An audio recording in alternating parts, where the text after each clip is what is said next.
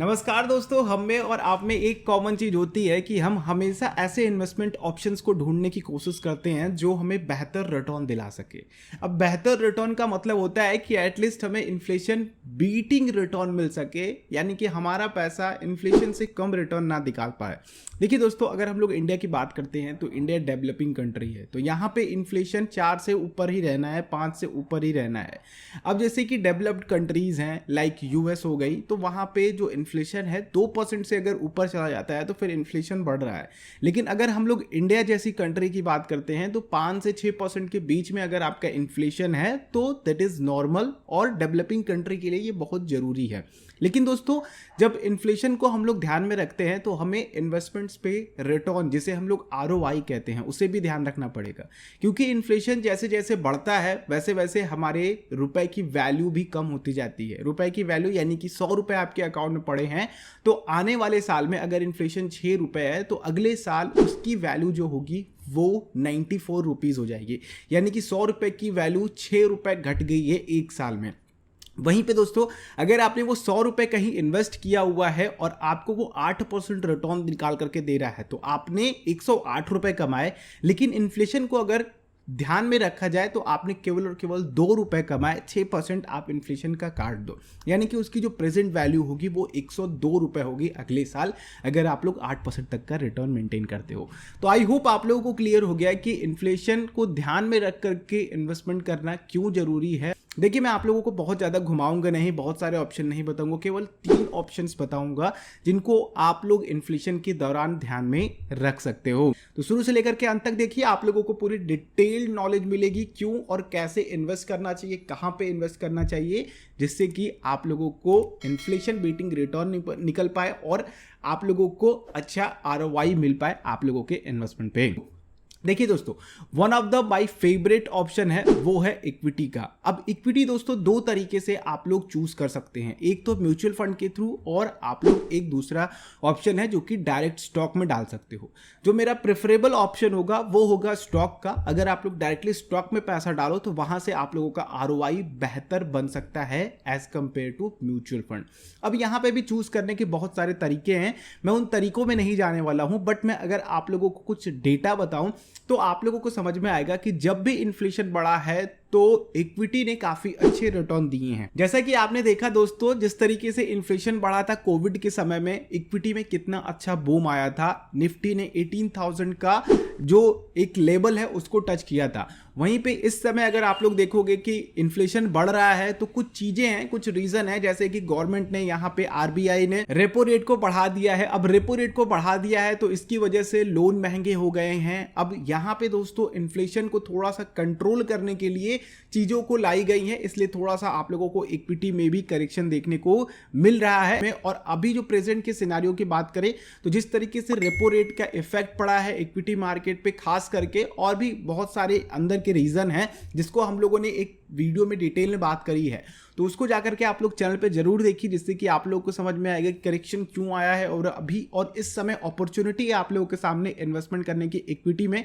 अगर आप लोग अभी ये वीडियो देख रहे हैं तो जरूर इक्विटी को एक बार प्रेफर कीजिए, डायरेक्ट इन्वेस्टमेंट करना कुछ अच्छे ब्लू चिप स्टॉक में जो आप लोगों को लॉन्ग टर्म में रिटर्न दिला सके।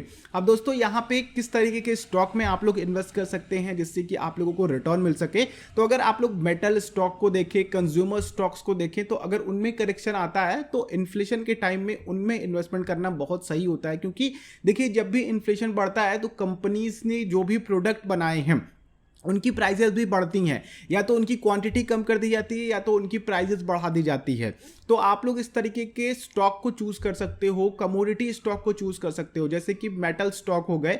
ये आप लोगों को काफी अच्छा रिटर्न दिला सकते हैं आने वाले सालों में, अगर इन्फ्लेशन बढ़ रहा है तो, या फिर बढ़ चुका है तो भी आप लोगों को बेहतर रिटर्न मिल सकता है। और अगली चीज दोस्तों वो है कमोडिटी। कमोडिटी दोस्तों आप लोगों के इन्वेस्टमेंट को हेज करने के लिए काफी बेहतर ऑप्शन हो सकता है। अगर आप लोग इक्विटी में जा रहे हो तो इक्विटी में अगर आप लोगों को नेगेटिव रिटर्न मिलते भी हैं कुछ महीने में या फिर कुछ सालों में, तो आप लोगों को कमोडिटी आप लोगों के इन्वेस्टमेंट्स को काफी अच्छा हेज करके देगा। यानी कि अगर आप लोग गोल्ड को देखते हो या फिर रियल एस्टेट को देखते हो तो ये इन्फ्लेशन में काफी अच्छा परफॉर्म करते हैं। जैसे कि आप रियल एस्टेट की प्राइजेस देख रहे हो, कि किस तरीके से, अगर खास करके इंडिया की बात करते हैं तो रियल एस्टेट काफ़ी ज़्यादा हमेशा इंक्रीजिंग वे में रहता है।